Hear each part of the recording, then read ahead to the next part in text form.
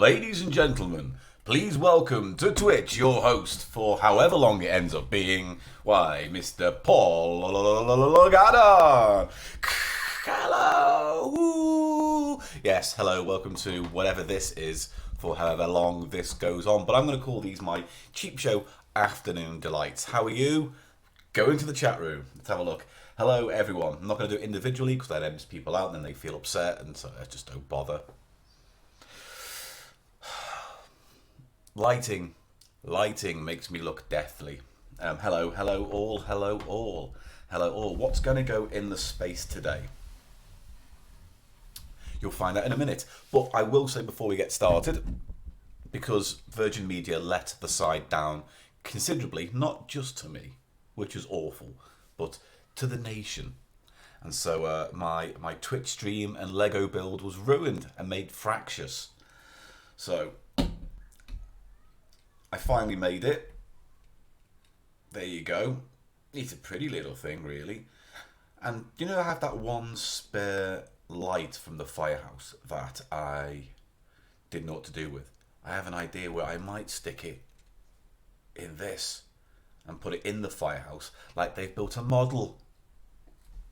I've had a lot of time on my hands lately, so obviously I've had stupid thoughts like that. So, diddly. Hang on, stay there, camera. This camera is perched atop my Ghostbusters Lego firehouse. It's now a camera stand.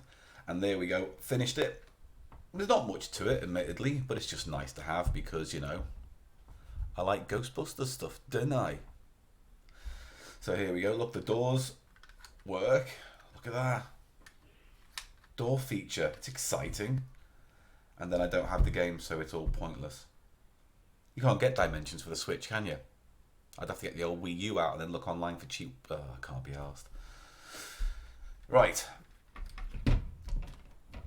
Who sorted the decals on the door then? Me. I sorted it out. Basically, they put them in the wrong way. Whoever built it originally put it in the wrong way, so I just popped it out the frame and popped it back in. It weren't that bad in the end, but still, in terms of decals, sloppy job. Because, you know, there's meant to be one there, isn't there? And there wasn't. And these are all higgledy-piggledy, and the plastic glass ones, higgledy-piggledy. Decals are a very important part of Lego building. If you're going to take it seriously, please take some care with your decals. And then finally, Abby on her stand.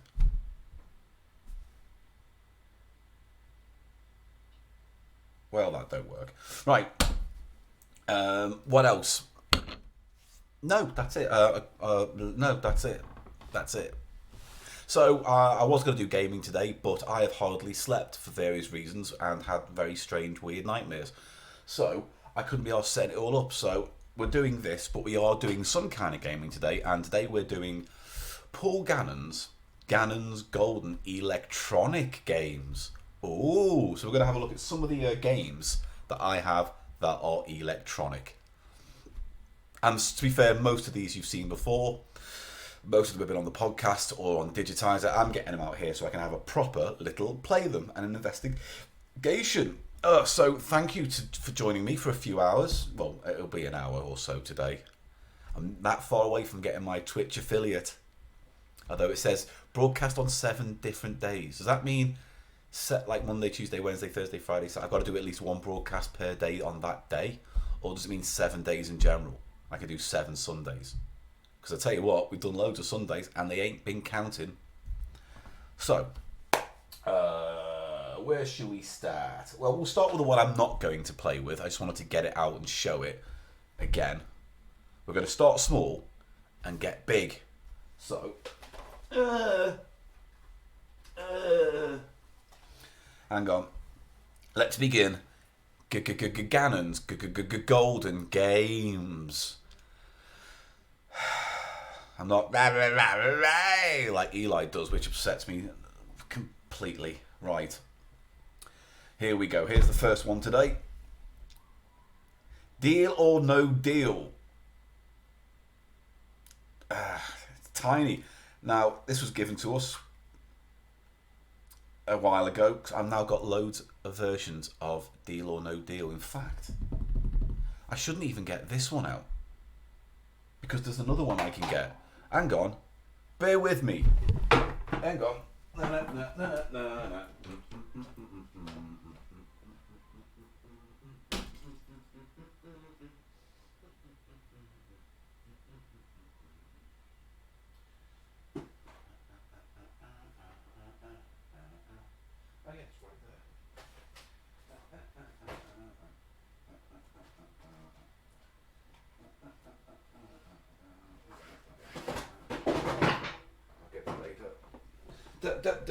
Right, I'm back. Don't go anywhere, boys and girls. I'm right here. Don't go. Hello. Hello. My wall of games that you may have seen. I had to pull it from my wall of games. It was dangerous. There were booby traps. And I had to answer 3 riddles. But I got it. So, we started off with this. And it works fine. I believe the sound's still on. No. It usually goes na na na na na na na na na na na na na na na na na. But I'm not going to resume game. No deal. Push any key to turn up. Ah, you know what? Little one. I waste no more time with it, Your Honour. There's another one. There's this one. Now, on the podcast, when we used it in episode 80 to do Deal or No Deal, it was the board game, which meant it came with, 22 small little boxes and a fake little plastic phone. It was great. But this was the one I found in a charity shop. Look at him. Look at his smug, self-satisfied, android emotionless face. But this is 4-player, apparently. Because nothing says fun like 4-player Deal or No Deal. Now, the interesting thing here, if I just tilt it the right way, if I can. Oh, that'll fucking have to do. I'll bring it in. Is that the idea is that you just play it like you normally would. You pick your buttons and all this stuff. There's a little flap. And then, when you've picked the box, you turn it to player 2, and then it's their choice. So 4 people at a time can just pick away at boxes, which frankly sounds really tedious to me to play as a game.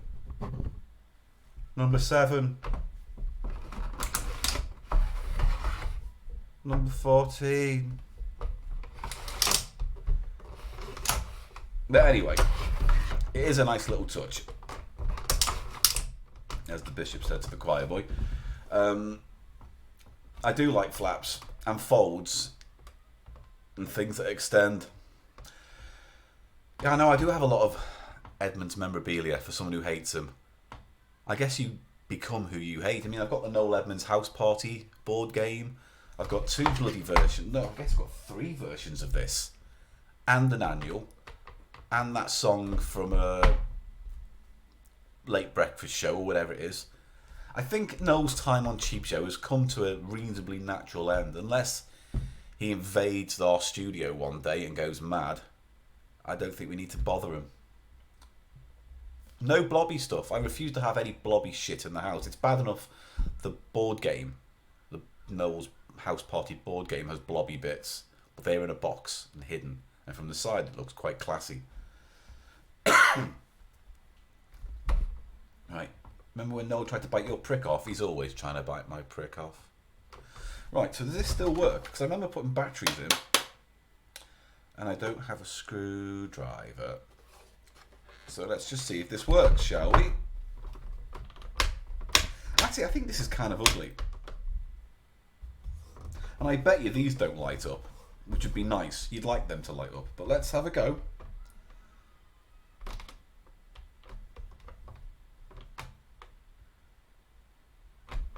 Yeah, there's no batteries in it. That's a shame, isn't it?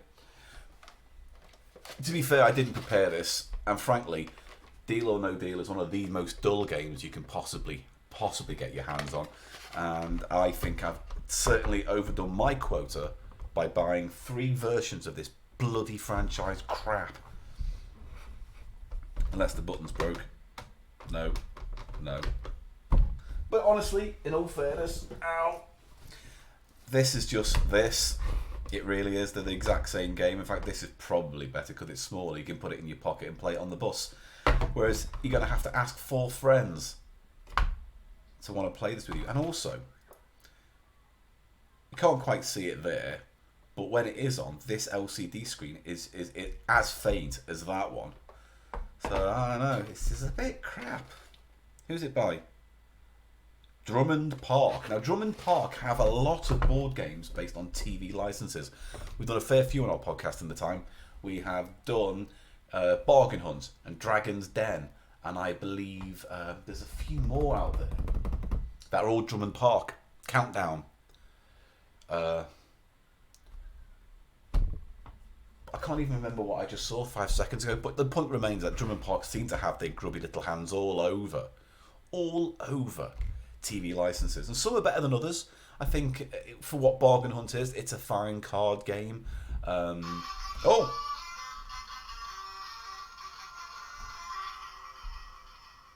at least the sound works on this one, and you get the phone ring and all this. But ultimately, if you are going to buy this, why, for a start, why would you want to do that? Don't be daft. Secondly, I would just buy the board game version. You can find it on eBay reasonably cheap. It comes with a little box, as a little black plastic phone. You can all muck in, and it's a bit more tactile and playful. So I would recommend that, certainly over the American version, because the American version didn't have the gimmick of the bunch of people who would go, oh, I really hope my box number 12 is your lucky box, and it ends up being £1,000, and they go, oh, thank you, you're now my best friend. Is there a Ghostbusters board game? Yeah, there's a few. There's actually a few. So you've got the Ghost Castle reskin, and that became a real Ghostbusters game. And you've got the real Ghostbusters game, which is, it's got elements of role play, but it's basically, you know, a map of the city. You walk around, you collect ghosts, and depending on if you catch them is on the basis of a spin of a dial. You got that, and, you know, just off the top of my head, you've got the really expensive Ghostbusters and Ghostbusters 2, the board game. IDW, I think I had a hand in that and designing it, and there's been loads of add-ons to those kind of things. So yeah, there are Ghostbusters board games. I wouldn't mind just for having the original Ghostbusters board game, the one from about 5 years ago. But, you know, they usually go for about 70, 80 quid. So if it comes down, or I can find it for like 20, 30, then I'm over it. But, like, I've had that Ghostbusters International RPG game for certainly since '89, and how many times have I played it? 0 times, because I don't have enough friends all the time to learn the big book. I just got it because it was Ghostbusters. It's nice to have things. Worst board game ever? I don't know, you know, that's an interesting point, because it's very subjective. I find Monopoly awful, but that's because I find the concept of Monopoly distasteful. However, Frustration is a horrible, horrible, horrible game, as is Ludo, built around horrible. It's horrible, horrible, horrible game. But I don't know, most of the games that I've got either don't function as well as they aim to, or don't capture what they want to do in the concept of their game, such as, you know, this stuff. But they get close, and I like it for that. Or it's just, I can't believe this board game exists in the first place, such as I wish I'd kept the door open now so I could see the big mountain of games there, but now I've just got nothing. Yeah, Frustration. The gimmick of Frustration was just the fact that you had the pop-o-matic thing in the middle, really. Saying that, let me just get rid of Noel's gubbins. Get out of the way, Noel's gubbins. Where is that book gone? It's down here somewhere, mates. Bear with me, bear with me. Oh, hang on. Actually, where is it? I saw it like a day or so ago. And oh, here it is. Bear with me.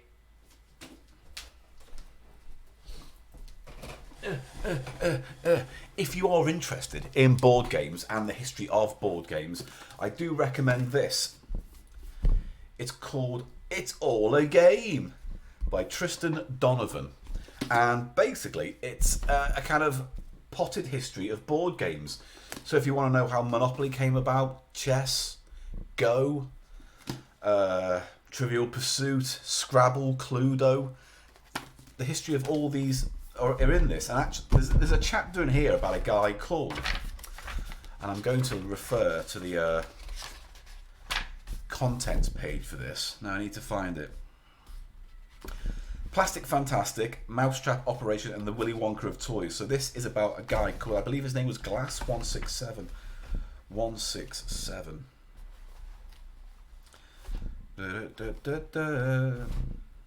Marvin Glass. And Marvin Glass is literally a Willy Wonka of toys. Without him, we wouldn't have things like Mousetrap or even chattering teeth and pranks and fake doggy poos. He is the Willy Wonka of board games and has a very interesting and strange life that I'd like to go into more. And one day, I might harvest this and some other bits for a dollop-esque revision of his life. But if you are interested, It's All a Game. Tristan Donovan, A Short History of Board Games. It's fun. You can pick up a chapter, bang through it, put it down. Perfect length for toilet reading time. It comes with my Paul Gannon having a shit guarantee. Here we go. So, lovely book.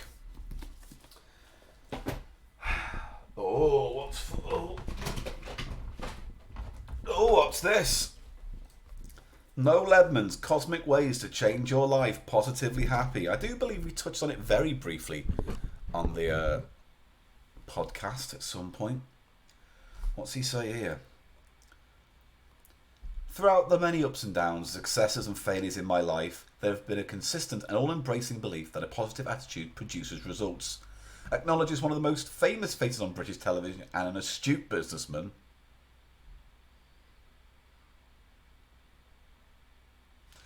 Noel Edmonds knows what it's like to be hugely successful. In this book, he talks about the highs and low points of his career, how he dealt with major changes in his life, and how his belief in himself and the cosmos have brought him back to our screens in Deal or No Deal. Drawing on his own experiences, he tells you how to make your own luck, stay focused when things are really tough, be positive in a negatively oriented world, play to your strengths, step outside your comfort zone, and ultimately develop practice strategies that will enable you to get the most out of life. What are you waiting for? The cosmos is the limit. I am the Edmonds. Oh, let's read his bit on the curse of celebrity, shall we? Let's see how this goes. Paul Gannon is now reading an extract from the Noel Edmonds Positively Happy book.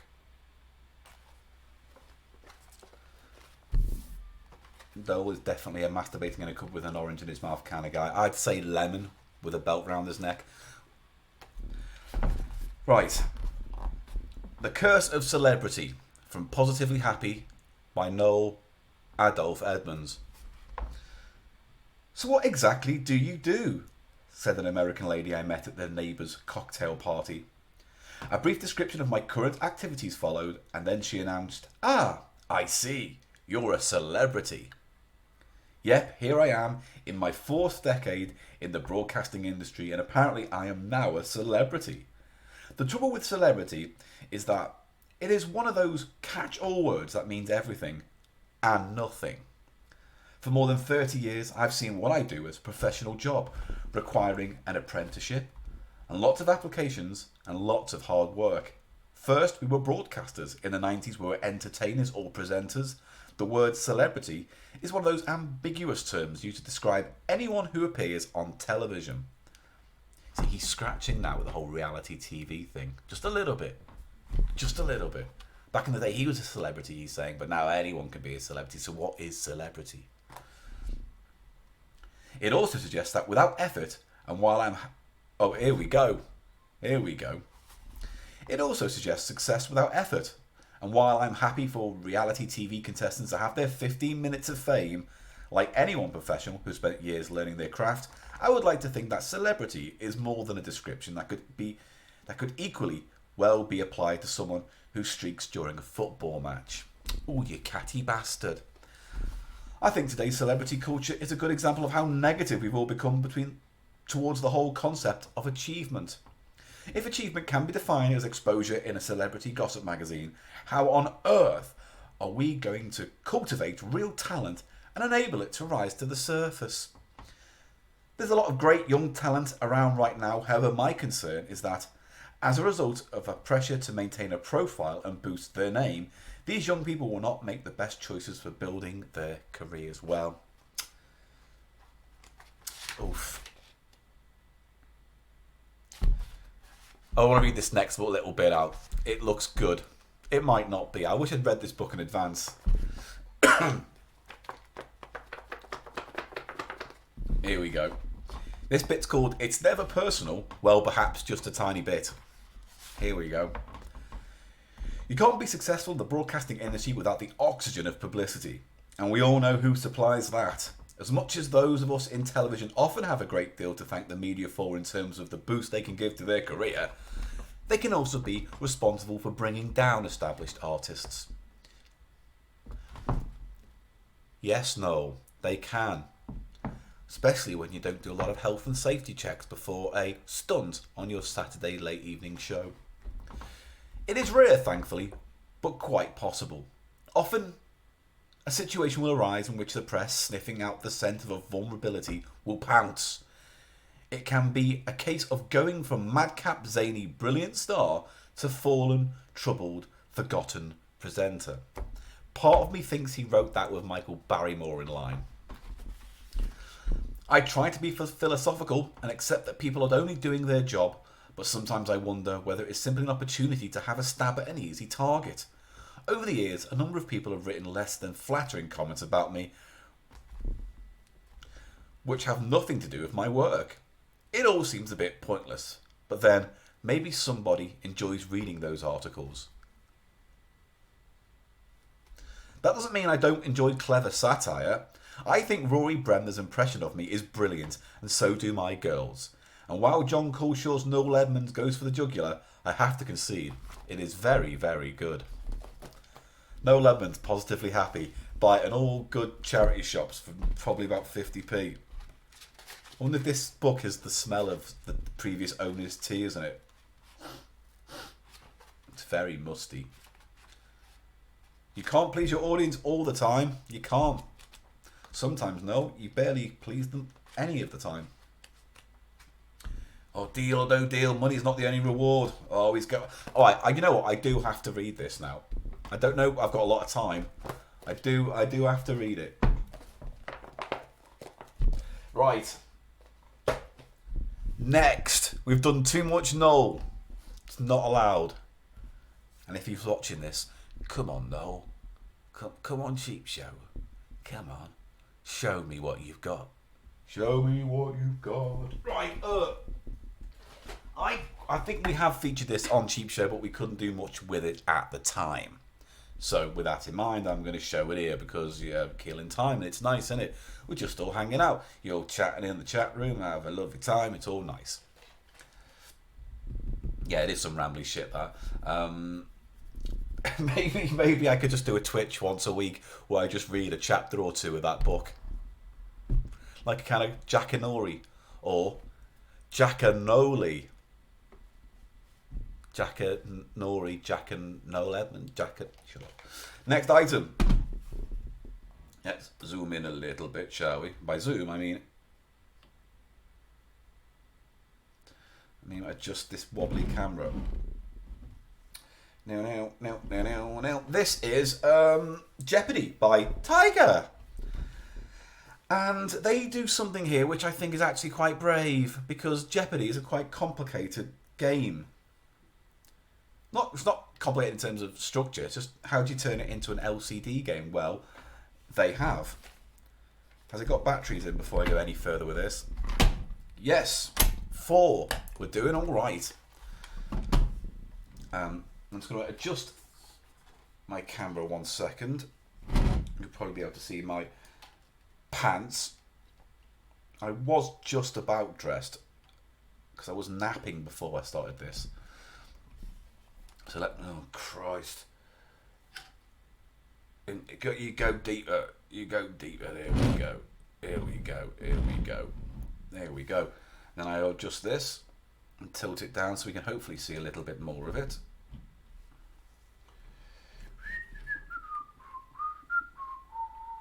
Not that much more.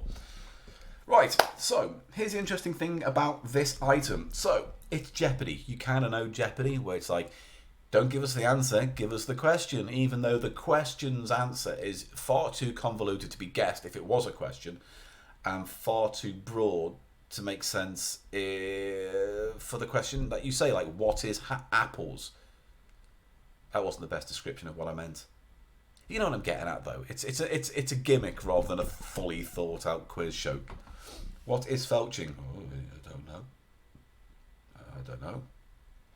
Right. So, I had one of these in the late 90s, which is Wheel of Fortune by Tiger, very similar. And that kind of works, because basically it's Hangman with a little Wheel of Fortune dial at the bottom, which they can show anything on. And that works. Jeopardy, though, is a big bank of TV screens, all hosting multi-character titled sentences, full of categories.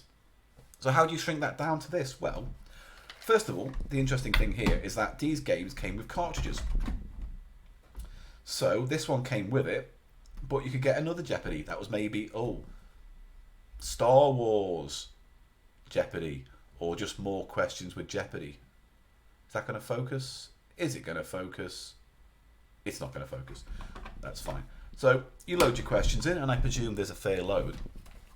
And then you've got even this bit that goes around the screen. This has two sides. And those two sides tell you the category codes. So in these little squares here, rather than the actual questions to the quiz, they will just have numbers, and then that will scroll across here. So that's how you pick it out. You've got Americana, body language, quotations, states. So across the top you'll get these numbers, 31 to 60. Then in the boxes you get the price, and then the top of it is the scrolling question. So let's have a go with this and maybe see if it's even visible.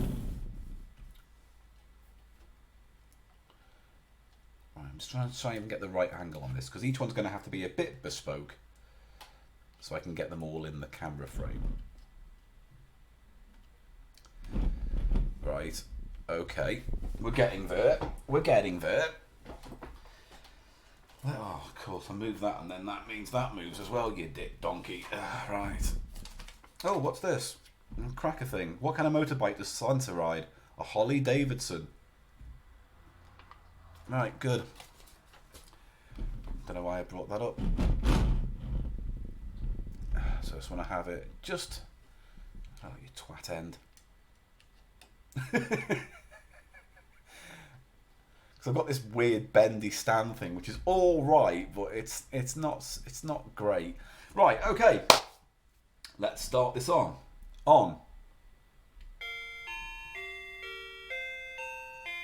You can just about see the screen. How many players? 1. Right. How many players? 1. So I could presume. Once I've pressed 1, I go enter. Oh no, that's your cursor. Well, then I'll press enter. Start. 1 player.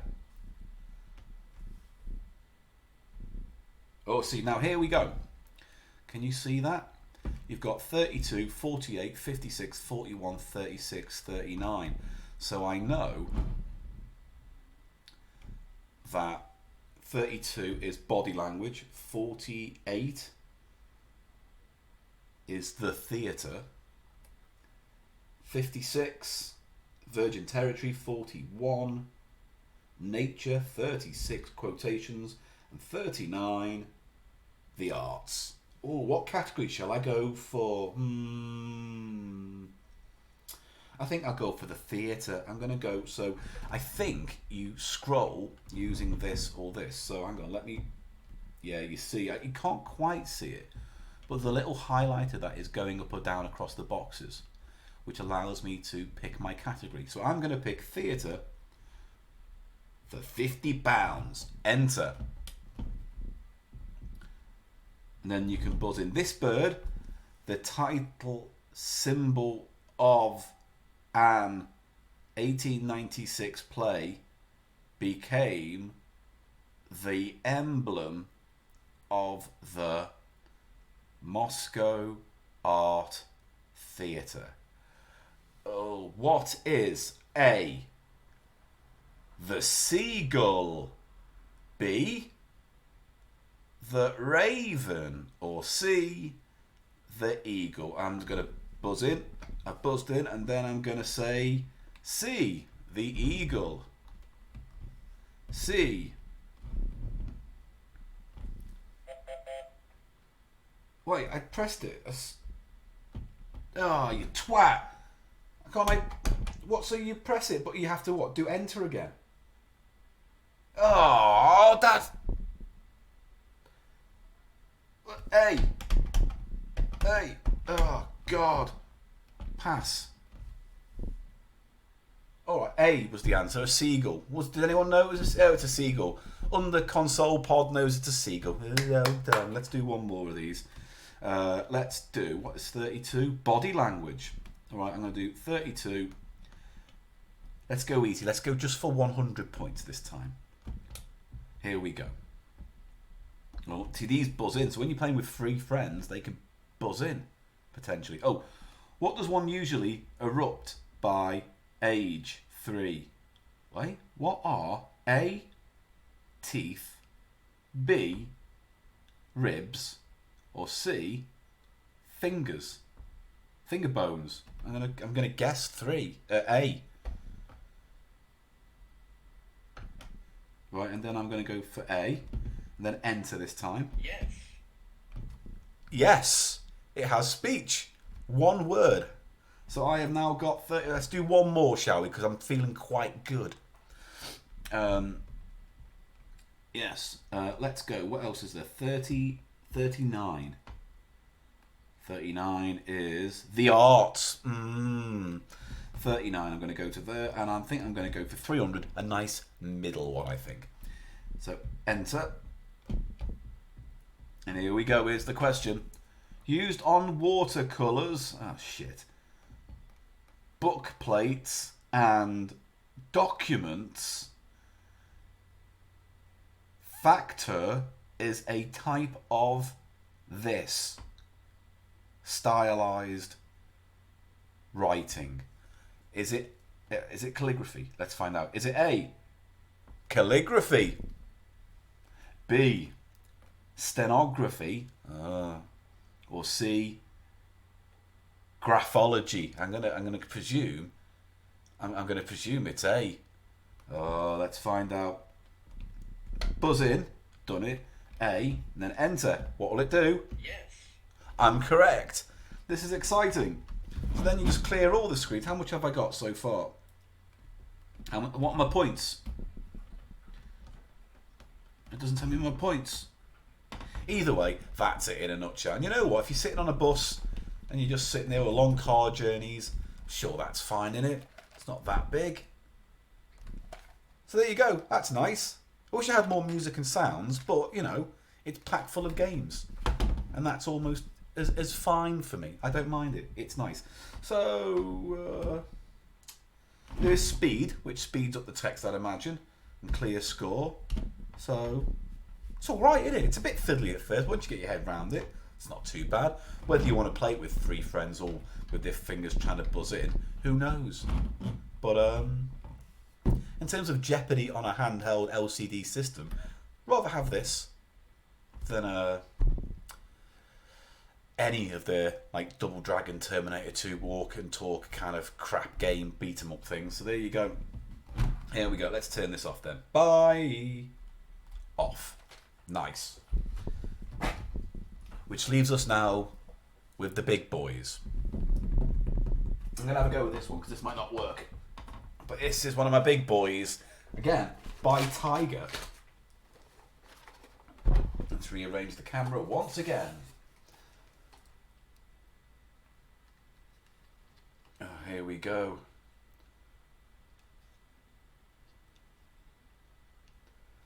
Will this balance? We'll see. Here we go.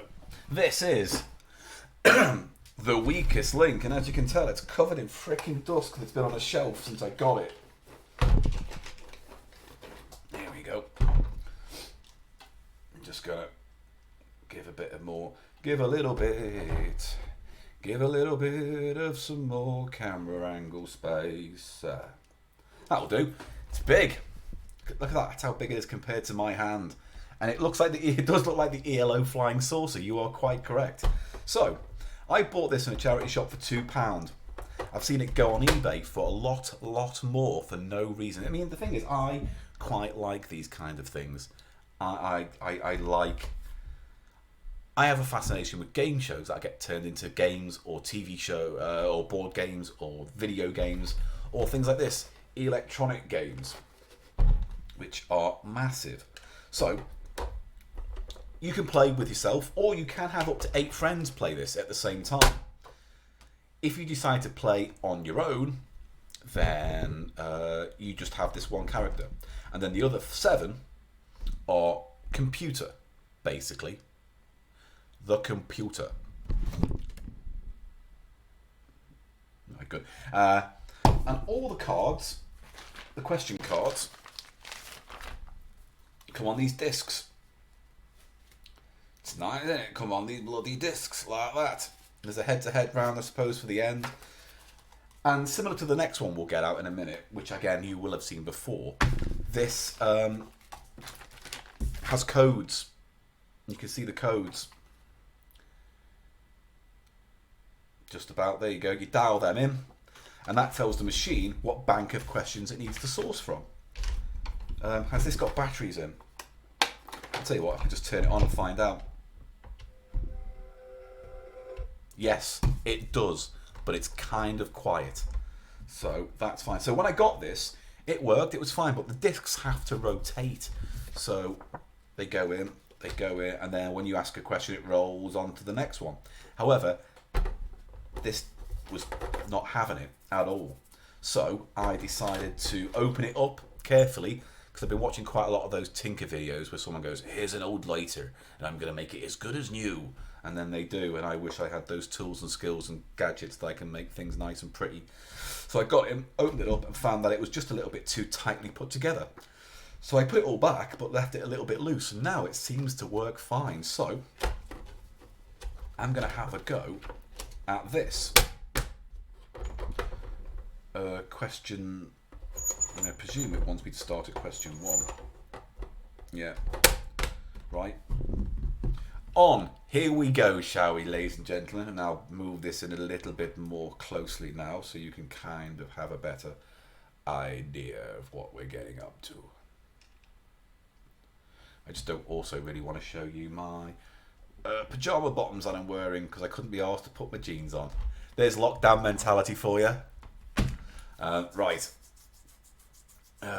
Get a little soldering iron. Yeah, I do want to get a soldering iron actually for various little things I've got that I want to tinker with, and that'll probably need, like, I have a Tiger trivia score counter, which is just a great big green plastic thing with an orange button and a timer on, but it allows you to set time and handicaps for, let's just say, pub quizzes.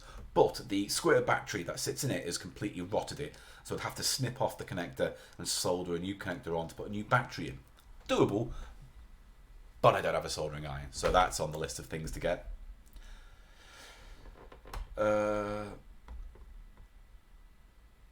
Pseudo Sapien is a goddamn genius, and without Pseudo Sapien we would not be doing this right now. So if you want to say thank you for the gift of Cheap Show Twitch, you say thank you to Pseudo Sapien and not to me.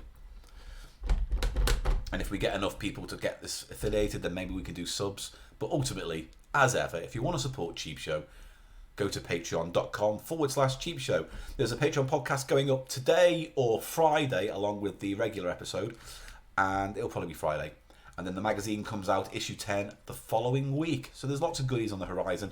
I'm going to do 1 or 2 videos this week, hopefully soon as well. That'll be a Patreon exclusive for a couple of days before I release them onto YouTube for everyone. Right. I guess we get started with this. ABC, You got a question here. Answers ABC there. Start, pass, bank, which you have to press before it's your go, otherwise it won't. And what I will say is for this and for the next one, the hosts gave their voices to it, which gave it a little bit more of a, je ne sais quoi. Noel Edmonds, though, fucking nothing. It's just some other dude doing the voice. No, how hard could it have been for you to go into a booth and spend half an hour going, welcome to Deal or No Deal. Pick your character. Are you sure? It's the banker. You know what I mean? No, you could have done that. But no, you're too busy rubbing your orbs together and creating boxes that can use light, natural light, to cure cancer. And positivity is the only way to get better. He's been a bit quiet during this coronavirus. Have you noticed that? Noel Edmonds hasn't said much during this whole virus thing. Twat. Right. Let's see how this goes. On. I don't know if you'll be able to hear this, by the way, because this microphone is what I'm talking with. Just deal with it.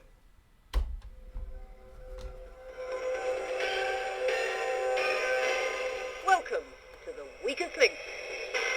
Oh! The 8 players will win up to £20,000. 7 players will leave with nothing. As round by round we lose the player voted the weakest link. Oh, I can't believe me legs. All right. Each player press your number button. Well, I'm going to press button number 1. Player 1. Right, enter.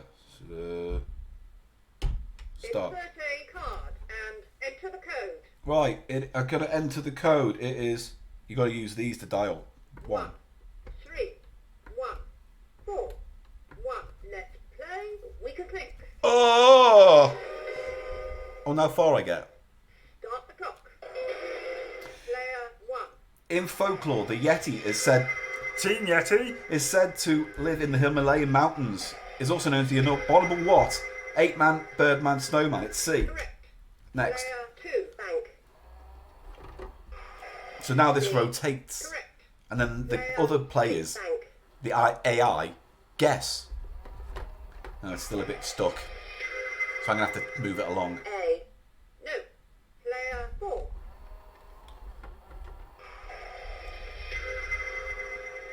A. Correct. Oh, she got it right. I need to pay attention to who gets this wrong so I can vote them out. C. No. Player 6. If I don't like 5.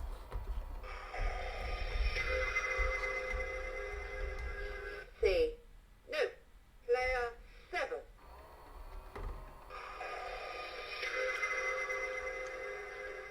B. Wrong. Oh yeah, Player crap. 8. 5, 6, and 7 are crap. Come on. B.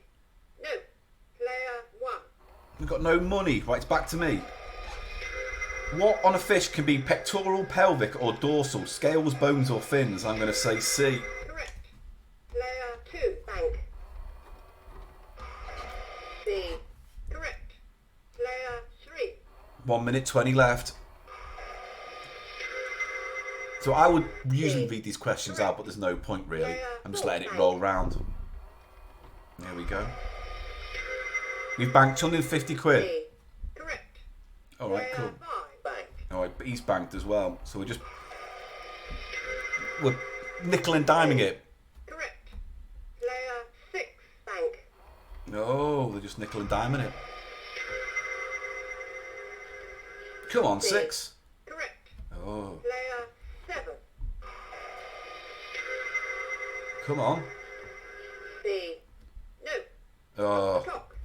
oh, that's it. Hand card and enter the code. Right, I've got to turn it over because we've gone through all the questions. Right. We can't take all day. Shut up, you. Enter the code. Shut up, you cunt. Hang on. What's 1, 3? 3 1 4 2. Start the clock. Right, good. Now, Player 8. come on, love. Rude. C. Wrong. No. Player 1. In the pop music, according to the song by Wham, what were the drinks for free? Tropicana. Correct. couldn't read all of that because it went moved round too far. Player 3. 30 seconds left on the clock. C. Correct. Player 4.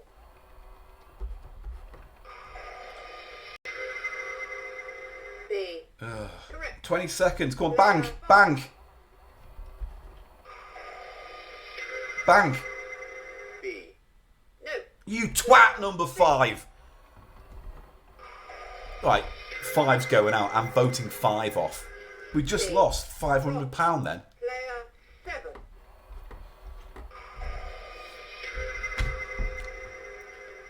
Not happy. C. Wrong.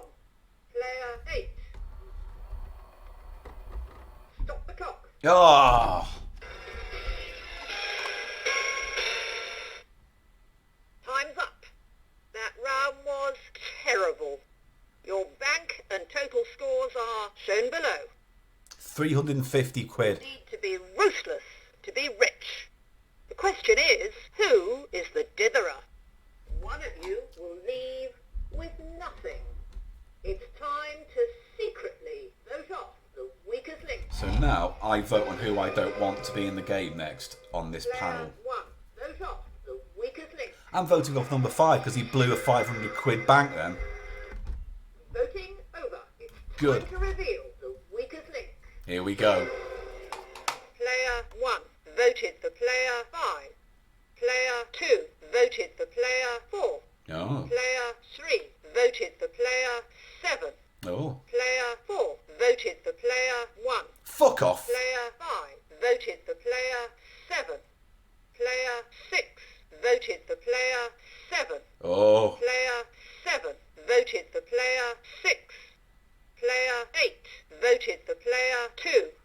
I'll tell you what, 4's going to get voted off next time, you cheeky Player twat. 1.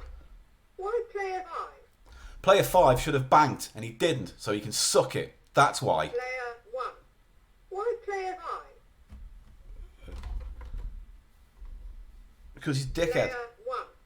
Why player 5? I don't know, because he's dickhead. Maybe it'll be your turn soon. Oh! Player 5. Why player 7? Revenge. Revenge? If you leave your brains at home, player 7. With 3 votes, you are the weakest link. Goodbye. 7's out. Let's do one more round. Down to 7 players. First time I played this, I did really well, and the whole panel of AI gamers voted me out. I was so offended. Player 4, let's play the weakest link. 4 begins this round. You weren't the strongest player, I was, although you probably banked. Player 4. A. No.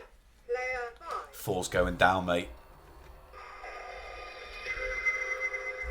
B. Wrong. 4 and Player 5. 6.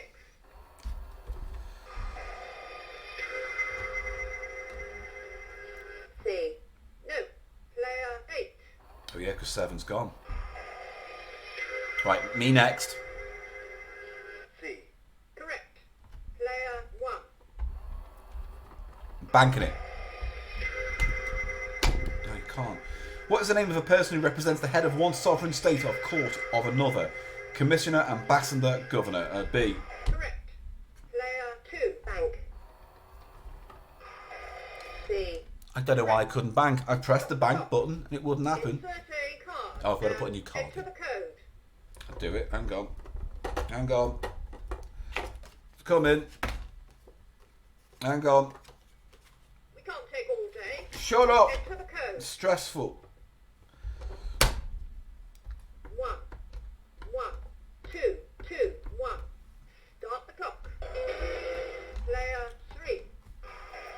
He's going to ask a question, blah, blah, blah. A. Wrong. Player 4.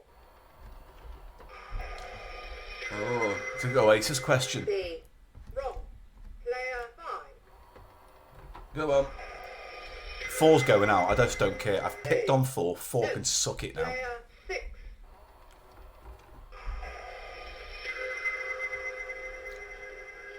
C. No. Player 8. Come on, 8. bank. A. Wrong. Oh shit, Player I can't one. bank anything. In fashion, this craft of knitting can be traced back to which ancient civilization? Greek, Arab, or Egyptian? C? Correct. Oh, Player 2. it's all very stressful. C. 50 Wrong. seconds left on the clock, Player ladies and gentlemen. A. Correct. Correct. You are the weakest link. Goodbye. Always Egyptian. It probably is always Egyptian. I just took a gamble on that. Player 5. Bank. And it's a swing ball question. I'm not going to read all the questions Player out. 6. Bank. Oh, 6. 4 still going out. 4's little slight before. Wrangled me. D. Correct. Player 8. Yeah, right. Next. I'm going to bank this time if he gets it. A. Wrong. Oh, he didn't Player get it. 1. Which of these footballers won the most international caps? Bobby Moore, Peter Shilton, Ray Clements. Probably A. Don't care. Wrong. Ah, Player balls. 2. A. Correct. I don't know who it was. Player Probably three. Shilton. 7 seconds left. A. Correct. Stop the clock. Turn the card and enter the code. Oh, I'll do it. 1. 1. 2. 2. 2. Check the mic. Start the clock.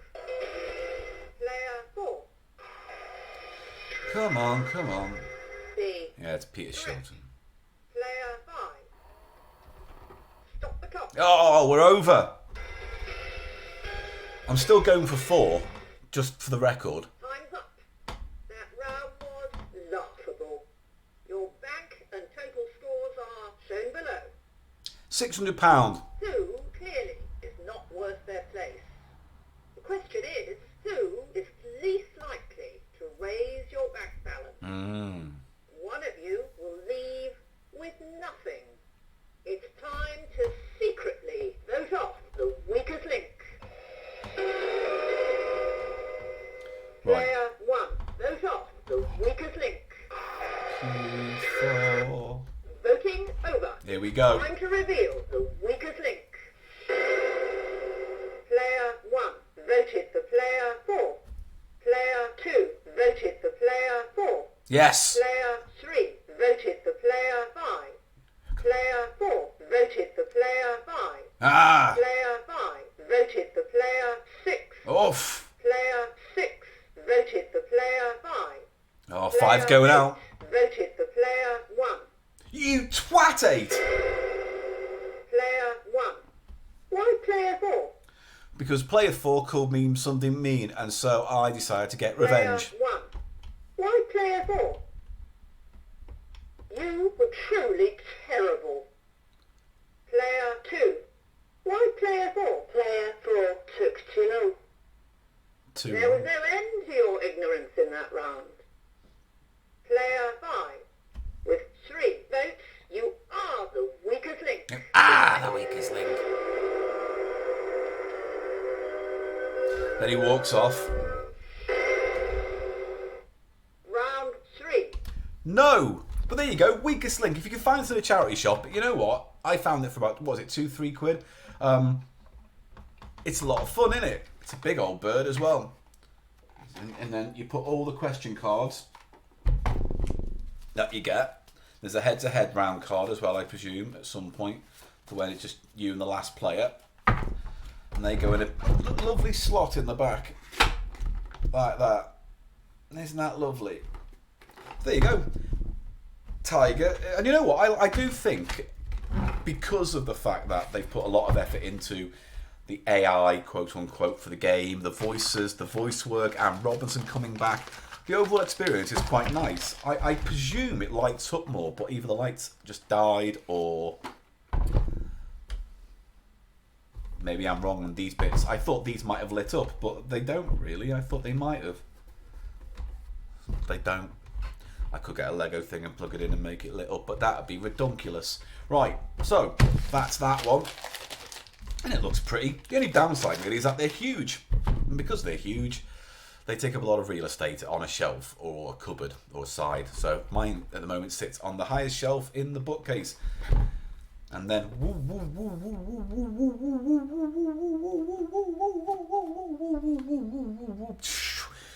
it could be a playset. Confusion, confusion, confusion. There you go. But what are we ending on? I say ending on. I haven't got really a plan for this whole session. I just like doing it. It's nice. We've been doing it for about an hour now. It's just been chitter chatter. Play it on Cheap Show when you can. You know, that doesn't really work. Because the thing is, sometimes you expect a board game to go badly, and that's fine. And for Cheap Show, that's all right. But the electronic things never tend to work as well. Because, I don't know. It's like even I was right then trying to find some humour behind it, but because there's so much music going on and the way it rolls around and blah, blah, blah, blah, blah, and there's so much going on, you can't take breaks to comment or be humorous. So it would just be us taking the game seriously if we had to play it at all. So I don't know. It would be too much of a shit show to do. But I like them, so I buy them if I see them in charity shops. And weirdly, what happens is I end up finding one and going, oh, I can't believe my eyes, and grabbing it. And then a week later, I'll find one, or maybe 2 or 3 more in other charity shops just out of the blue. Like that Don't Get Mad thing with the thing you put on your head and it lit up and it was crap. I saw that in a charity shop in deepest, darkest bloody London suburbs. And then I saw it in like 20 other ones when that one became visible to mine eye. Next. Here we go. Hey, more of the same, but this one is Who Wants to Be und Millionaire? The quiz show. Yeah, it's good. Now, I hope, yeah, it's got the batteries in. I do hope so. I could just turn it on and find out, actually.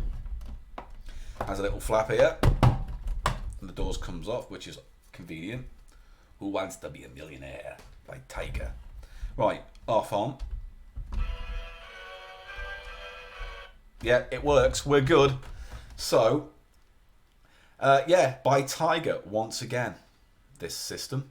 And like the Tiger thing, it gives you the experience of playing Who Wants to Be a Millionaire in the comfort of your own home. And you know what? It's not as elaborate as the Weakest Link one. But again, when Tiger want to make a good electronic game, they do. This is great. This is Tiger, right? I'm not being mad.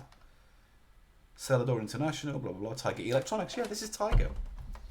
For some reason, if you want Tiger, because they brought back, haven't they, all those little handheld games, the Sonic 3 or the Double Dragon. And they're shit. Does no one remember that they were shit? We got them because games back in the day were, in their own way, limited.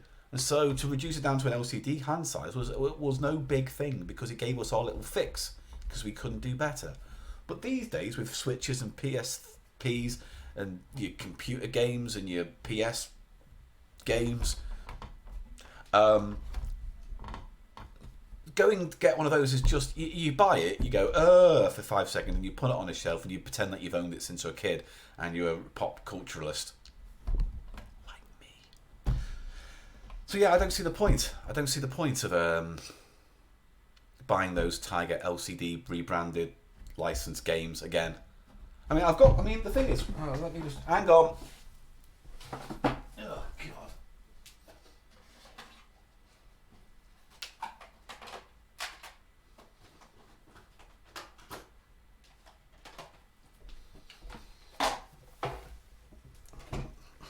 Ugh. Right, I'm back again. I'm back. So, here's Tiger at their usual. Right? Because that got batteries in as well.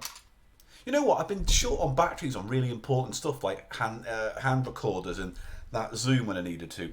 They're all filling up these buggers. I don't need them to have batteries in because I play them only on occasions like this or for making videos. So I should take the batteries out and put them to good use elsewhere. But, oh dear, Paul. So this is what Tiger really do. This was their bread and butter. Horrible games that sounded terrible.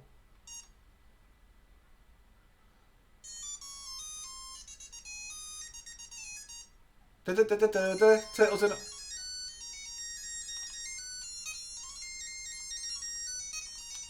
I don't know. What am I meant to be doing? What? Jump up and down? I can't do down. There's no down. Supersonic spin. So it just means jump.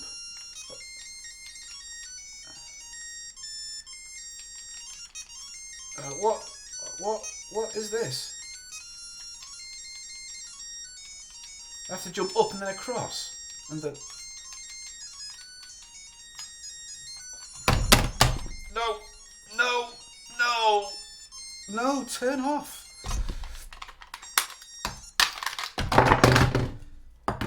No! God, that was... God! Why do people want these back in their lives?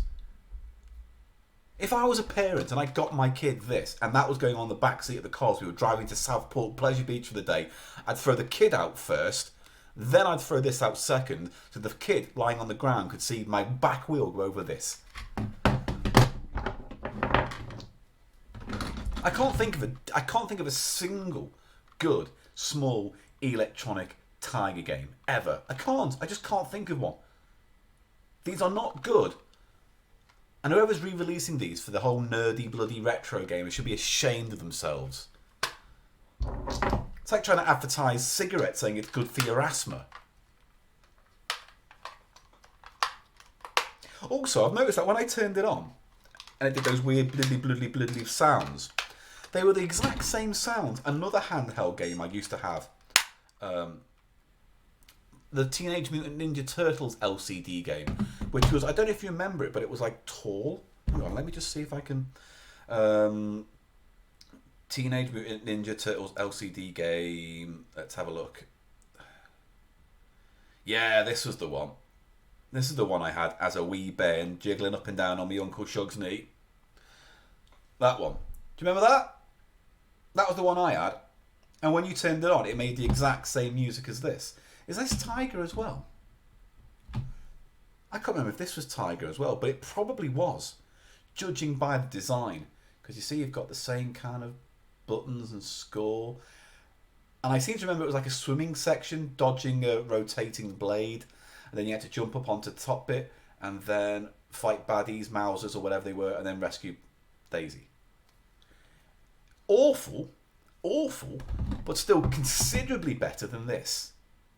So if you see these online in Argos or in some kind of GameGeek.net/org place saying, buy one of these for 20 odd quid, don't. They're awful. You're buying a really expensive clock, basically. Nostalgia has a lot to answer for. Nostalgia goes, remember this shit? And you go, oh yeah. And you buy it because it reminds you of your childhood. And then you realise, oh, it was awful back in the day. And now I've just wasted a lot more money on it in present cash on remembering that sensation. Also, I was informed this week, and while we're here, we might as well talk about it. The 40th anniversary of Game & Watch in April. And Biffo gave me this. And it made me very happy.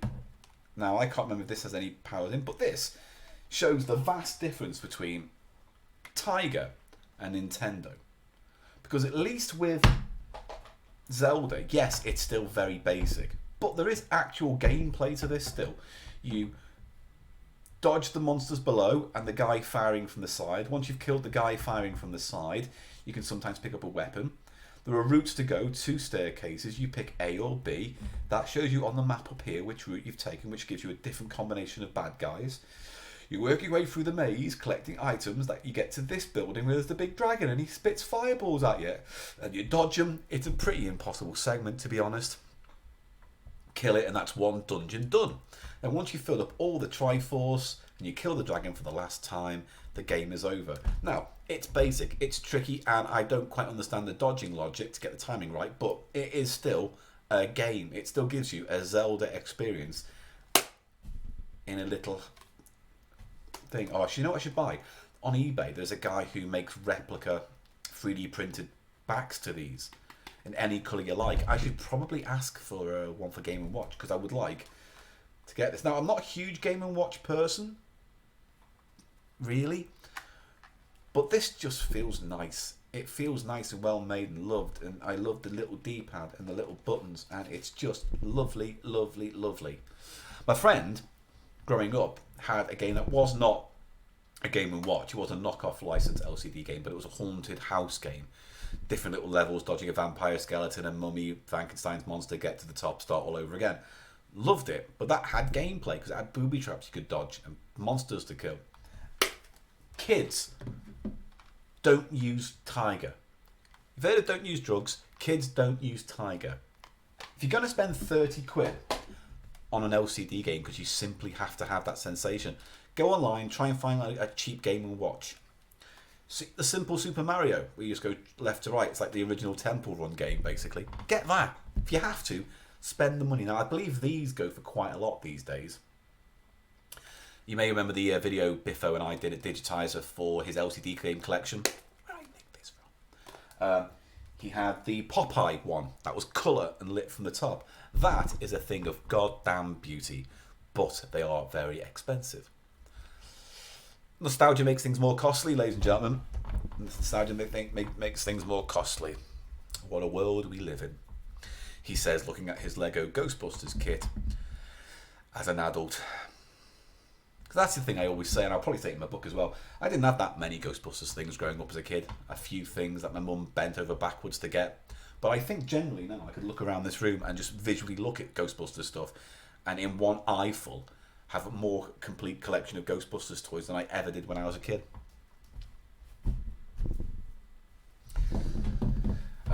Yeah, the Popeye one is lush. So, anyway, back to the point I was trying to make, which is Tiger are awful, except when they go all out on making stuff like this. Now, I went to a toy fair, right? I was talking to a guy who was on the Tiger stall, and he gave me one of these. He gave me one.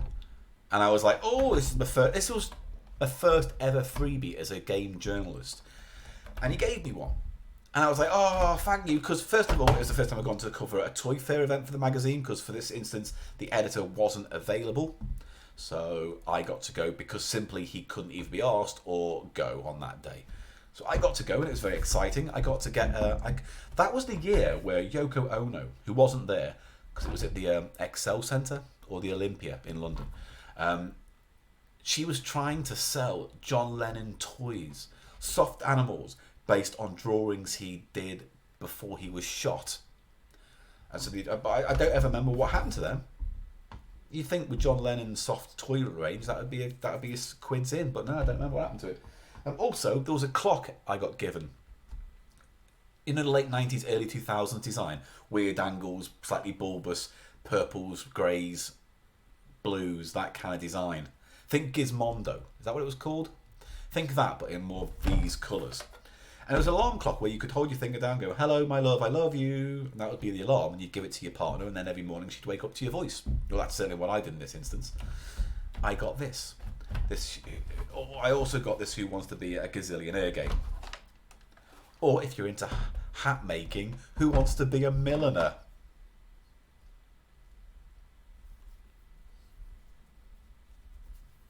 Anyway, until I left it on my desk one day, and Roy, and the editor said, oh, can I borrow that for a thing I'm doing tonight with my girlfriend? And to cut a very long, protracted argument short, I never saw it again. Now, he said he brought it back, left it in the office, and it went missing from there, but I don't believe him. So, long story short, he nicked it, and I found this in a charity shop a year ago.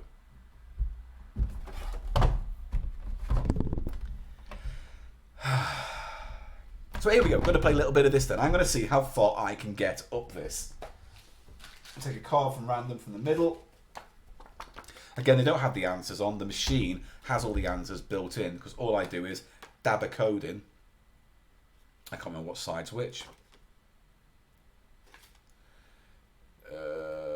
I'm going to say it's the shorter list first. You dial the code in and the computer knows what are the answers to those questions. Again, like that Star Wars thing we did on Biffo's channel. That weirdly didn't work. I never could figure that out. We're moving on. we're going to move on. Oh, what's this? I found a secret thing in here. What's this? Oh, it's a Gas Central Heating card. Right, okay, cool. Not as exciting as I thought. Here we go. I've got the questions in. It's in. There's no reset.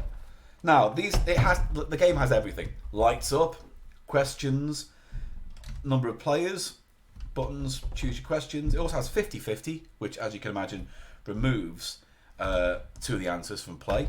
You have Ask the Audience, where it will just generally tell me what the audience thinks is the most popular answer. If we get to that point in the game, you can all join in. So if I ask the audience, I'll just say A, B, C or D, and then you could all just put A, B, C, D in there, and the most A's will be the answer. That sounds good. The last one is Phone a Friend, and I thought what happened is you pressed it did a fake phone call, and then it would light up a square, because what happens is when you read the question and gives you the four answers, these light up. So when you do 50-50, A and C could disappear, leaving with B and D available. Now, I thought this would be the same for Phone a Friend. You'd press it, it would go through the motions of going, ha ha ha, let's pretend to phone a friend, and then say B, and you'd either take that chance or you wouldn't. However, I found out that you press it, and then Chris Tarrant's voice happens, and then you're meant to speak to a person on the phone. You literally meant to go, hello mum, I'm playing Who Wants to Be a Millionaire Tiger Electronics Edition on my own in the flat in the dark with my pants off, and I can't figure this question out. So mum, who was the dictator of Eurostad in 1946? Is it A, Miss Saigon, etc.? Then my mum would say, why are you calling me at 4 in the morning?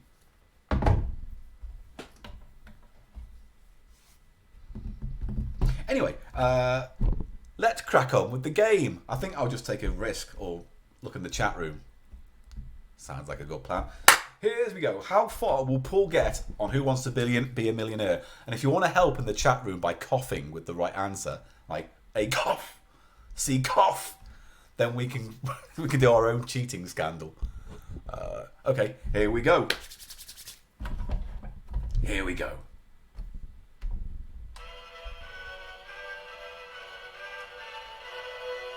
It's all lighting up. I don't know if you can see that.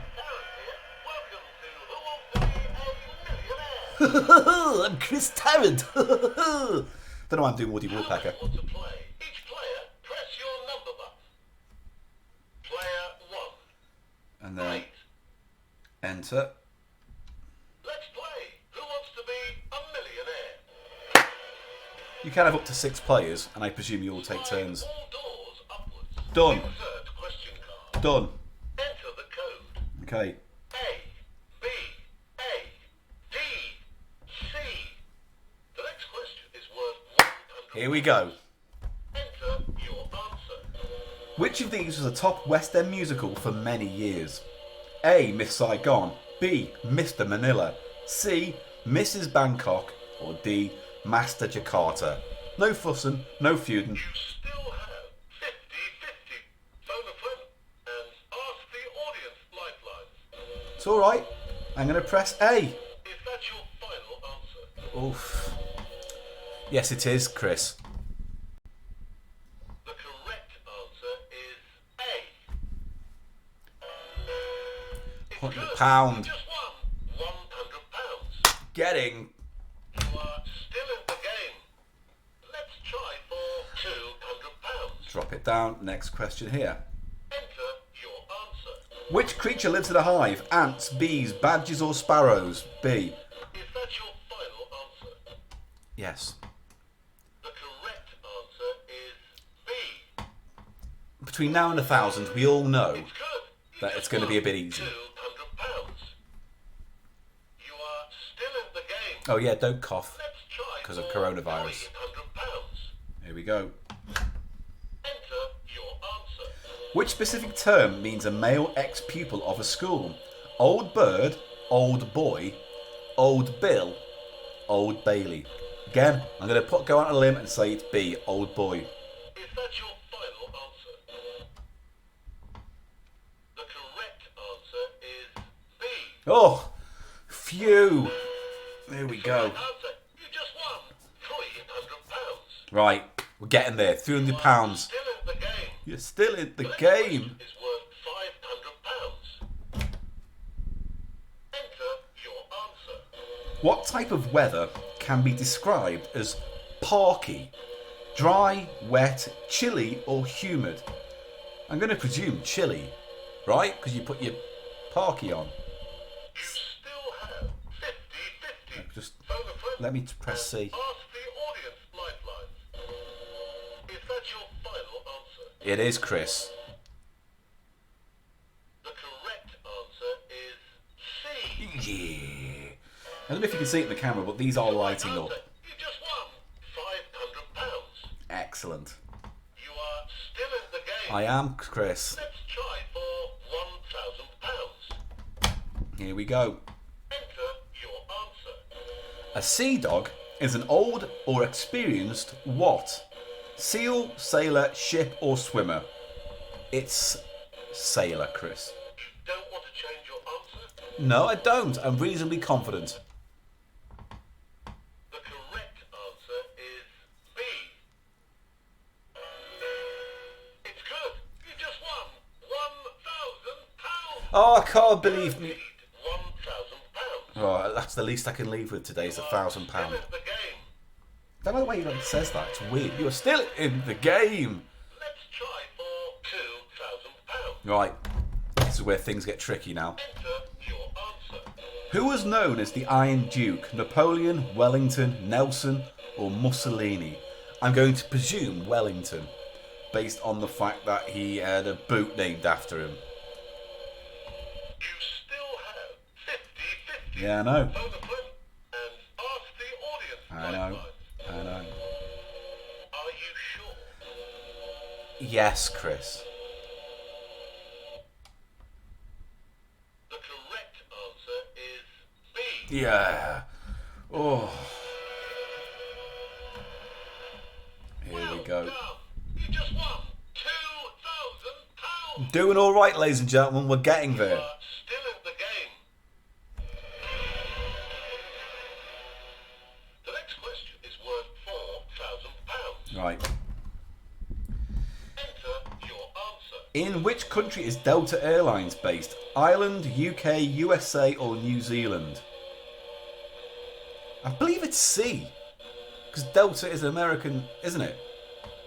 So I'm going to go with C. Still have I know what I've got, Chris. I know. phone a friend Yes. and ask the audience And I lifeline. might do.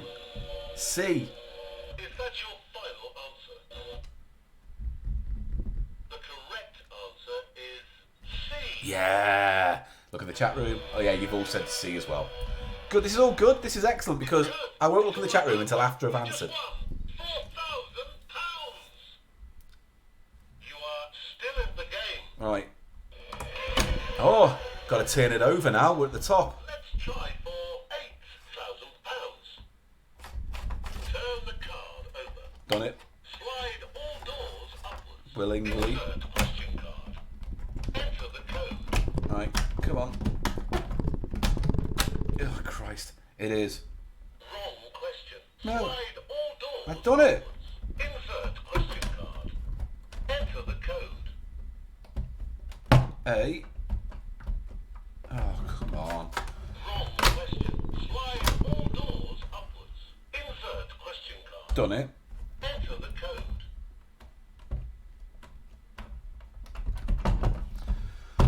Question. Slide all doors upwards. I think the- Insert question card. Enter the code. Why? Why you no work? Question. Slide all doors upwards. Yeah. Insert question card. Yeah. Enter the code. A. Yes. B. Yes. A. Yes. D. D. Yeah. Enter. Now, here we go. In which year did Tony Blair first become Prime Minister? 96, 97, 98, or 99?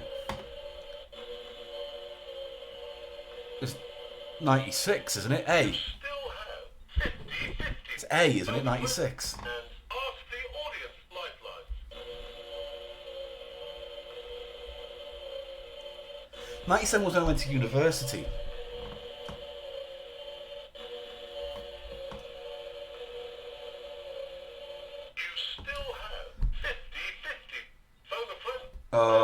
gonna go. Audience lifeline. I'm gonna go with B. Is that your final answer? The correct answer is B. Ah, yes. Oh, you've all said 96. No, 97. It's 97. Well done. You just won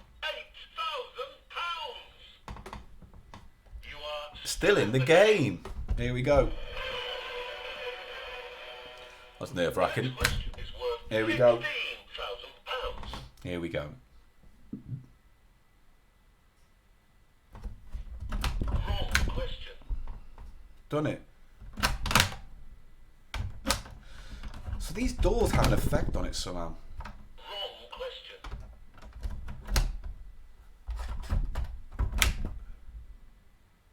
Who? Wrong question. No, it's not. It's good. Your answer. Ah, who wrote the Booker Prize-winning novel Hotel du Lace? Kingsley Amis, Peter Carey, Roddy Doyle, or Anita Bruckner? You still have 50-50. Phone a friend and ask the audience lifeline. I'm going to go with 50-50 at this point. You've chosen 50-50. A and One of the D. remaining lit answers is the correct one. Kingsley I hope Amis. that helps. Kingsley Amis is who I think it is. Answer. Anita Brook, I don't know.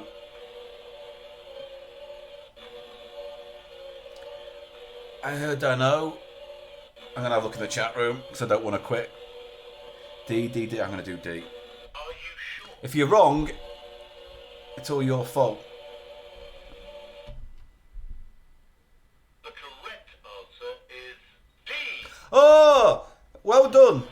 Hey, this is exciting. It's the right answer. Well done. Get in. £16,000. Oh, it's life-changing, Chris. You are still in the game. Right, I've actually got a proper sweat on doing this. Worth £32,000. Right, here we go. Enter your answer. Which imperial measure subdivides into 4 quarters? Gill, pint, gallon, firkin. What imperial measure subdivides into 4 quarts? Gill, Still have phone a friend and ask the audience lifeline. pint, gallon, or firkin? It's either pint or gallon, because I've never heard of firkin or gill. I don't have 50-50. So, You still have 2 lifelines. you know what? I'm going to use... No, I'm not. I'm going to go with C. You don't want to change your answer? I'm going to go with gallon. The correct answer is C. Ah! Oh, I've won 32,000 terrible pounds. It's good. 4 pints to a gallon. Ah. £32,000.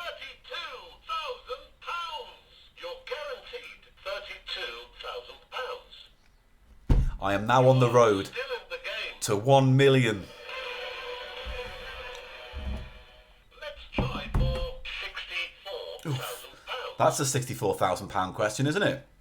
Another quiz show. Also, Spoilers has got a new board game in for Cheap Show. Oh, hang on. Enter your answer. What type of musical scale proceeds by semitones? Pentatonic, diatonic, chromatic, or gin and tonic? Well, it's not D, is it? You still have phone I'm and ask the audience lifelines. my heart says pentatonic, but I'm not musical, so I don't know what semitones are. Do I? I don't know. I'm going to ask the audience, which is you. Lifeline. So if you're watching this now, you're now chance. So I'm going to ask you the question. Here's the audience, okay? Your audience, you're going to get in. What type of musical scale proceeds by semitones, all right? A, pentatonic.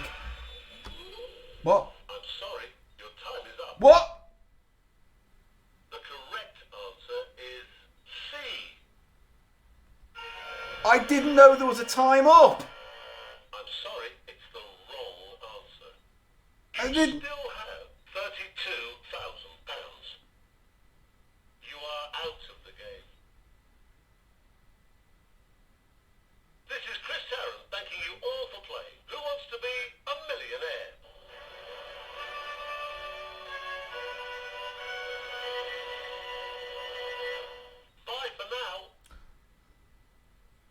fuck off, Chris. Now I'll never know that I didn't know there's a time. If I'd known there was a time limit, I wouldn't have fannied about, would I? It was C. The answer was C. Chromatic is a type of musical scale that's preceded by semitones. Well, that's going to be next for my bloody next pub conversation, which I don't even go to the pub to do in the first place. But I found this, and you know what? Again, like the Who Wants the Weakest Link thing, this is lovely. It gives you the experience of Who Wants to Be a Millionaire quite nicely. It lights up. There's music. There's tense sound effects. There's Chris Tarrant doing his Chris Tarrant-y thing. You know, and again, Weakest Link, Anne Robinson, personality, voice acting. Great, right? Noel Edmonds can't be fucked to turn up to record a few sentences, peddles mystic shit to people who need proper medical attention. So, I think that's all the electronic games I've got. Is it? I'll show you this. I will show you this. This is my girlfriend's, but I like it. I found this in a little shop. It's a little Zoltar. And he may be making an appearance in this week's edition of Cheap Show out Friday that I've not started editing yet, so I might do that a bit later, but I haven't done it yet. But like, look at this. You turn it on. Look, it all lights up, a little candle, a little orb.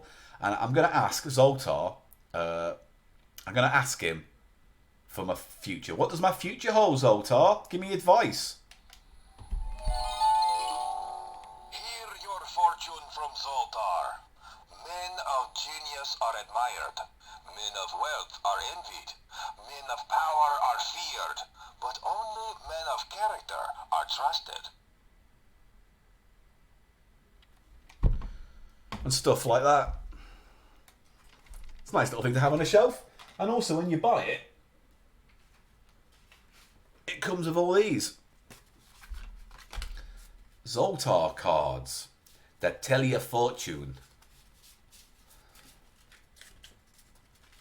So that's nice. I'm going to pick one at random. I tell you what. Doms Ross, I'm now going to read your fortune at random. I've just decided you're the first name I saw, so you're going to get your fortune read. Right. Doms, say stop whenever you can in the chat room. I'll just keep flipping these, and I'll stop on which one you want. Here we go. If you're watching it, here we go. Hope he's watching, otherwise this is really daft and stupid. Stop.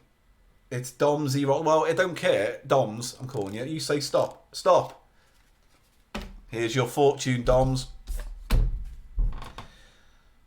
Now, you've been warned against it at times, and fate has been at the bottom of it all. Now you can look ahead to better times. You'll dream about the sun, and that will be the beginning of a bright future. You're very sincere as an individual and like to be surrounded by your good friends.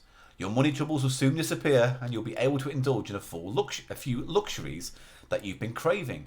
You will also be besieged by those less fortunate for monetary help, and no one will go unaided. Your lucky numbers, if you're interested: 20, 48, 15, 45, 2 and 40. So there you go. Maybe you've been given a bit of advice there. And here's the card I got when I went to Brighton Beach with Eli. And we did Zoltar, but I forgot to record it.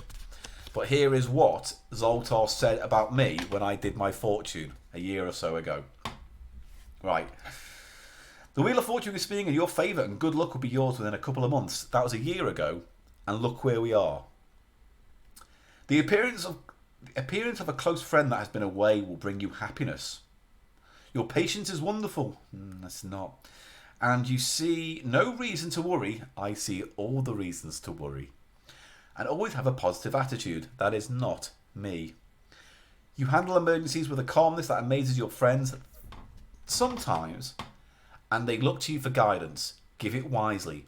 August is a lucky month. That's what I got last year. Twat. So Dom, there you go, Doms. Dom Zeros. That's your thing. I'm wondering if I have anything else that I can put in this episode, because I think if I come back on Friday, because Thursday's a bit stressful with all the editing and podcasty stuff. Friday afternoon, I might do some gaming, and we'll do a proper Twitch stream gaming thing, and then that will probably mean I will play The Escapists, which I've not played before, and it's slightly daunting. It's a bit open. It's when it's too open, I need a little guidance. I'm a little bit of a handheld person in terms of I like handheld games, and I like have my hand held at the beginning of a game so I know what I'm doing. So I guess we can do that. Yeah, so I'll turn this into a Twitch tarot thing. That won't get me banned at all. I bet you there is. I bet there's psychics on this already doing the whole... Caroline, yes, coming through to me now. Yes, she's very poorly. And she says, don't worry about the money, Carolyn. Oh, yes. And do you know someone with the name beginning with B? Yes. Oh, it's all very real. Psychics. Oh, yeah.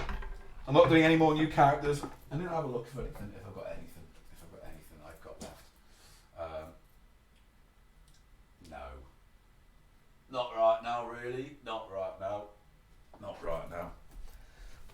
Although the other thing I was thinking of doing for streaming was play this. Because I saw this in a CEX. I've been trying to get my hands on this for ages. And I thought, well, you don't often see it in the wild, so I'll buy it. So I got this. I don't know if it's any good. But I do know that my Wii and Wii U are packed away. And it won't work in the Switch, obviously. So I may get my Wii U out and play this. I've heard it's good. I don't know. But I'll either go for the effort of playing this, or I just won't bother and put the Switch in like I did last time. We'll play Escapists. That's the plan for Friday. It's point and click. It's fairly good. Oh, is it like is it Telltale? Is it? No, it says Deep Silver. I thought this was Telltale. I guess it's not. But I imagine it's like one of those Monkey Island type games. Point and click. Fair enough. Well, it might be nice to play that. I'd rather play games like this. Interesting things, narrative, story stuff, than just, I don't know, Fortnite. It's boring. It's just shooting. And dressed up like a clown. Call it Clown Fighter. Is the Wii U backwards compatible? Yes, to the Wii. I don't know if it's GameCube backwards compatible. Maybe it is. The Wii was backwards compatible to the GameCube. I don't see why the Wii U wouldn't. Interesting point. I presume it is. I presume you can play this on a Wii U. Very sure, actually. So, we will watch your stream Ride to Hell Retribution. You're the entertaining bit. I don't know what that means. I'm with Paul on this. I don't know. Can we get an Eli show until at some point? Hopefully. The problem is, as I said this the other night, Eli isn't technically minded, really. So, his laptop's old as fuck. And it takes, literally, when we hang out together and he loads up a YouTube channel, it takes anywhere between 3 to 6 minutes to open it up, open the window, search for a video, and load it up. Which should take about 10 seconds. It takes a long time. But when the lockdown's done and there's a bit more flexibility, we'll do more Twitch and we'll try and do some more show and telly stuff. But for now, this will have to do. I am trying to figure out Twitch and get Eli in a square window, and maybe, I don't know, theoretically though, I could just maybe stick him on my phone, you know, and have him on here on a stand if push came to shove. That is technology for you in a nutshell. And yeah, look, that's the art Tony did for our game show special of Cheap Show, which I love so much, and it's colourful. I like seeing it on my phone. And if you want to support Tony, you can go to the link that Studio Sapiens put in the chat room box, which goes to Tony's Redbubble page, and you can get any of the designs that Tony's made on any item of clothing or apparel you fancy. It then also does the magazines. Issue 10, the final one, is out in the next 7 days. If you want a print edition of that, cheapmag.shop. And each physical printed magazine is beautiful. And finally, patreon.com/cheapshow. If you don't already but would like to help support the podcast, you can by giving whatever you like there, and we will give you in return extra videos, extra podcasts, and the magazine, and little bits and bobs as and when we can. We're a bit behind on that at the moment. It's complicated. What else? No, I don't know. You got any questions? I'll give you a couple of questions. If you've got any questions, stick them in the chat room now, and for the next few minutes, I will answer them. Until then, while I wait for your questions, I will now do a little light show, ladies and gentlemen.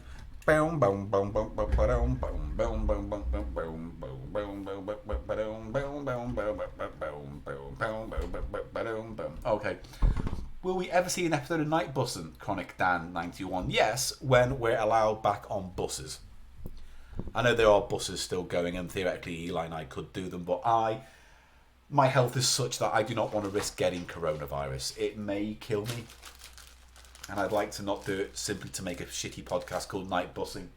But when we are allowed to, we will get on that. But it might be a Patreon thing rather than an actual new podcast. Sticker of key for my Chromebook right now. Excellent. Dark, but excellent. Tell us an Eli story. What like? Give me a topic and I'll see if there's one that fits Eli. When has it been day? Today. It went out this morning. I've been trying to spread CS to friends. Any marketing tips? I don't know, really. Because the show's so random at times and so format bouncing, it's hard to just say, here's a good episode. I tend to say the Winky Wedding is a good episode to drop people into, as it gives us the best of our crazy voices, wacky characters, vulgar humour, and content. Like the Winky Wedding bit is an interesting bit. And I'm going to email a guy today who's having an interview, or be interviewing for the podcast about Winky. So that's all coming together, but I've talked about that on numerous occasions. Oh, Windy Pops. Amsterdam episode 2, yes, obviously, when it's safe to do so. What's the worst film you've ever seen? I don't know. Usually when I see a bad film, I just go, and I wipe my hands of it. Birdemic made me mad, and The Room I hate. I don't even find The Room humorous. In a It's So Bad It's Good. I don't know. I find Tommy Wiseau an insufferable prick, and this kind of thing, I think his success with it doesn't connect with how he sees himself, and so he trades on his kind of low bar clearance to make more. I don't know. I just don't like The Room, and Birdemic gave me a headache. So there you go. Favorite episode of Bottom? Culture, easily. If you don't know what Culture is, it's the one where they played chess. Maybe Bottoms Out, when they go camping. And I actually think the very, very final episode, Parade, is great. The first half of it is certainly excellent, and has one of my favourite big laugh out loud moments that I'm not going to spoil, but usually when you see it, you know what it is. Don't you love the number of podcasts that comedians are putting out now? Not particularly. Because when I was doing stand-up and doing badly at it, when I went to do podcasting, all my stand-up mates went, there's no money in that. The live scene's where it is, my mate. Blah, blah, blah, blah, blah. You're not a proper comic if you don't do stand-up live. And I was like, So then I did it. And, Cheap Show's not been the biggest thing ever. It's been no Parapod or bloody... My dad wrote a porno. But it's been the most successful thing I've ever been involved with. And so it means a lot to me. And now that this is happening, and I'm getting all these comedians getting in touch to say, can you help me start my podcast up? I kind of go, nah, fuck off. Because you're the kind of comedian who will then go make it, hire all their mates to be in it, and then I just you know what I mean?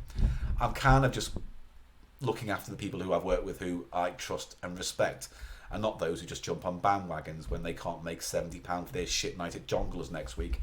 Right, emergency better, calm down. What else? Is Bottom dated now, or would you recommend a watch? No, I mean, all comedy has elements that dates it. But that doesn't necessarily mean it's a bad thing. There are elements of Python, of Bottom, of Young Ones, of the Goodies, which are either tasteless or what we would call politically incorrect. But you got to remember, you got to frame it at that time. And certainly with something like Bottom, yes, it's vulgar and it's rude and it's crude and it's sexist, but you've got to remember where the focus of that is. And the focus is like Richie and Eddie are horrible human beings who don't deserve good luck. It's like Sunny in Philadelphia. You like them, but they don't deserve to have anything nice happen to them. And you kind of want that to be what leads them to the end of the episode. You kind of want them to set up a house of cards of potential success and then knock it out. Same for Monty Python and the Goodies. Monty Python and the Goodies both did a lot of material that, wouldn't be given airtime now. Young Ones. Young Ones has lots of really, really, really severe, satirical, racist humour.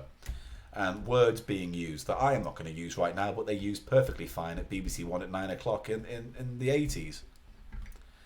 So yeah, all comedy ages. It's whether the intent of the creator has dated it, if that makes sense. Like again, Blazing Saddles, there's lots wrong with Blazing Saddles, but the intent of it overcomes its shortfallings, whatever they are. So yeah, no comedy is ever evergreen. Very rarely. Maybe early slapstick stuff, black and white movies, but they're aged by the medium that they are presented in. So everything ages. Cheap Show will sound like crap next week after I put an episode out. I don't care. Just love what you love. Bottom would not be made today. I don't know. It's the talent thing. The right talent can do it. Like Sunny in Philadelphia, as far as I'm concerned, is very Bottom-like. So, I don't know, I reckon it could get me. You just need the right talent and a production company or a network to support your vision. How clean are your windows? That one's not very clean, but we don't have access to it because we need a ladder to get out there. Kitchen window, though. Mwah.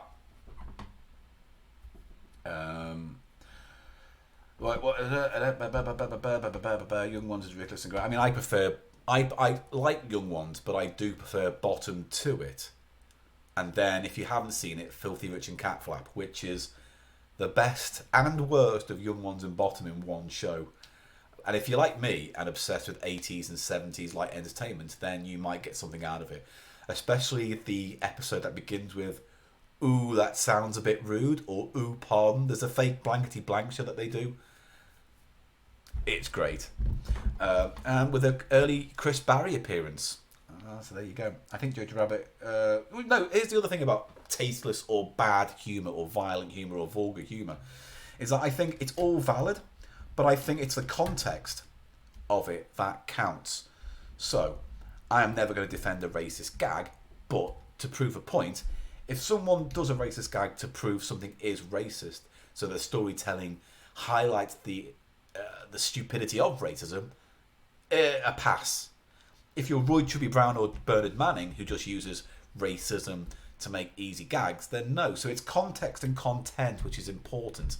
I don't think it's the topic so much, because with all topics, time will pass, and so you'll find that you'll be able to make fun of those things in time. So, but AIDS, 9/11, that kind of stupid, edgelord type stuff. Content and context is all important, not so much what the joke is about. Die Hard or Terminator 2? Die Hard. I've got nothing against Terminator 2. It's a perfectly good sci-fi chase movie, but Die Hard wanks on it considerably. I think Die Hard is the more artistically valid film. James Cameron's fine. He's a spectacle, nuts and bolts filmmaker, but I've never liked any of the characters in his films ever across the board. I like his films, but not his characters. Whereas I like the characters in Die Hard, I like the plot, I like the mechanics, I like the story, I like the world, and there you go. Any chance of Cheap Show touring small UK venues in the future? You know what? It's one of these things where ideally yes, but our audience isn't big enough. We get thousands per week, but that's spread out across the world. So we need to know that we could sell out a venue. So it needs to be a small venue, somewhere big. So Birmingham, Glasgow, Edinburgh, Manchester are the places. Liverpool are places we could potentially go to because they have a higher concentration of listeners that we can reach. But for now, we are planning a live show this year. It might not be for 200 now because of all of this, but we'll do one and it will be good and you will all come. Favourite comedian of all time or top three? Top three. Vic Reeves and Bob Mortimer, that's one. Rick Mayall, Peter Cook. Just outside is Bob Monkhouse. So there you go. Personally, how well did you think Cheap Show would do? I don't know. I missed that bit. Let me scroll up a bit. Die Hard, obviously.